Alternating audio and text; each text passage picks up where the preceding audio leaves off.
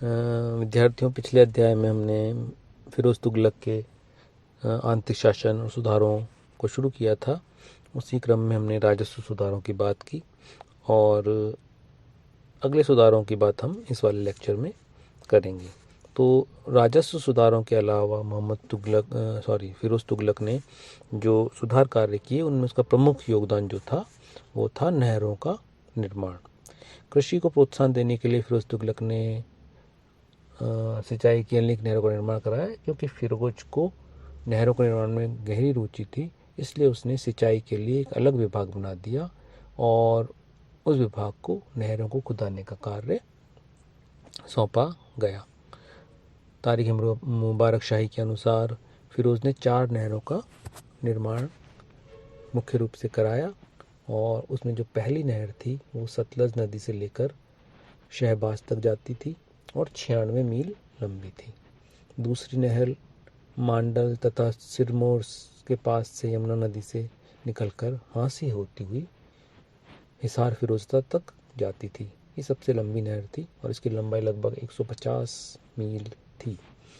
तीसरी नहर कहरबर के पास घग्गर नदी से निकलकर नव स्थापित नगर फिरोजाबाद तक जाती थी और चौथी नहर यमुना नदी से बुदाई से निकलकर हिसार फिरोजा तक जाती थी। इस प्रकार फिरोज के द्वारा निर्मित इन नहरों से कृषि की उपज में बहुत वृद्धि हो गई और राज्य की आय बढ़ी। अब रबी की फसल भी बोई जाने खरीफ की फसल के साथ साथ रबी की फसल भी बोई जाने लगी और इससे पैदावार बहुत बढ़ गई।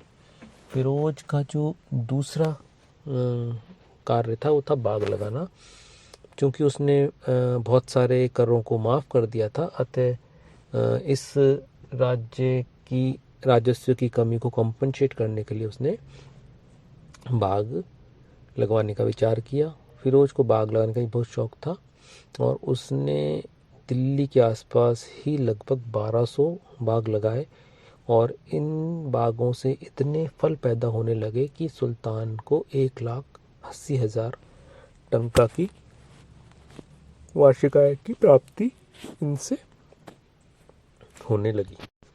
नहरों और बागों के अलावा भी फिरोज तुगलक ने सार्वजनिक निर्माण कार्य और परोपकार के कार्य किए।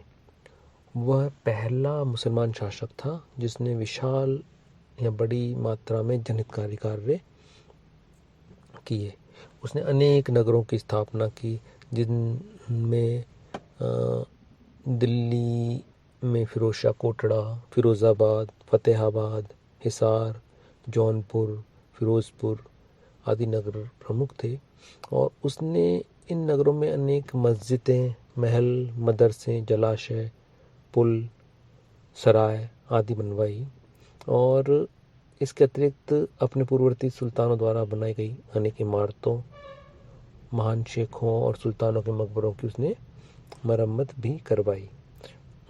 उसने अनेक महत्वपूर्ण इमारतों की मरम्मत कराई, जिसमें दिल्ली की कुतुब मीनार, अलाई तालाब, शमशी तालाब, सुल्तान इल्तुतमिश का मकबरा, सुल्तान जलालुद्दीन और अलाउद्दीन खिलजी के मकबरे, शेख निजामुद्दीन औलिया का मकबरा प्रमुख हैं। अशोक के 2 स्तंभों को उठवाकर वो दिल्ली लाया, जिसमें से एक तो टोपरा से और दूसरा मेरठ शहर से लेकर आया गया। उसने न केवल लोक निर्माण के कार्य किए, इसके अलावा जनता के हितों के लिए उसने दारुल शफा नामक एक अस्पताल की स्थापना की, जिसमें जनता को चिकित्सा के लिए जनता को मुफ्त इलाज दिया जाता था और जनता की चिकित्सा के लिए अनेक चिकित्सक या एक डॉक्टर उन्होंने रखे। यहाँ औषधियाँ और कुछ मामलों में भोजन भी मुफ्त दिया जाता था और सुल्तान ने इस चिकित्सालय के खर्चे को चलाने के लिए कुछ गांवों का राजस्व निश्चित कर दिया। इसके अलावा उसने एक विवाह कार्यालय खोला, जिसमें केवल मुसलमानों की विवाह योग्य लड़कियों को, जिनके माता पिता विवाह करने में सक्षम नहीं थे, उन लड़कियों का विवाह करने के लिए 50, 30 या 25 टंका, जैसी भी उस लड़की की पारिवारिक स्थिति होती थी, उसकी आवश्यकता अनुसार विवाह के लिए ये राशि दी जाती थी। इसके अलावा एक रोजगार दफ्तर खोला गया, जिस दफ्तर में बेरोजगारों को उनकी योग्यता के अनुसार काम दिया जाता था। फिरोज तुगलक के समय की सबसे बड़ी जो एक व्यवस्था थी वो थी दास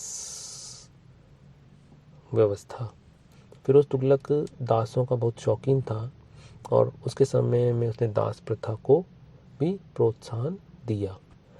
उसने विभिन्न राज्यों के स्थानीय शासकों को आदेश जारी किया कि वे अपने अपने प्रांतों से अधिक से अधिक मात्रा में दास उसके पास भेजें, और इन दासों की संख्या उसके पास में लगभग 1,80,000 तक पहुंच गई थी। और कहते हैं इसमें से केवल 40,000 दास तो केवल सुल्तान के निजी महल में ही नियुक्त थे, और इन दासों की व्यवस्था के लिए एक अलग ही विभाग स्वतंत्र रूप से स्थापित किया गया, और जिस विभाग का नाम था दीवान बंदगान।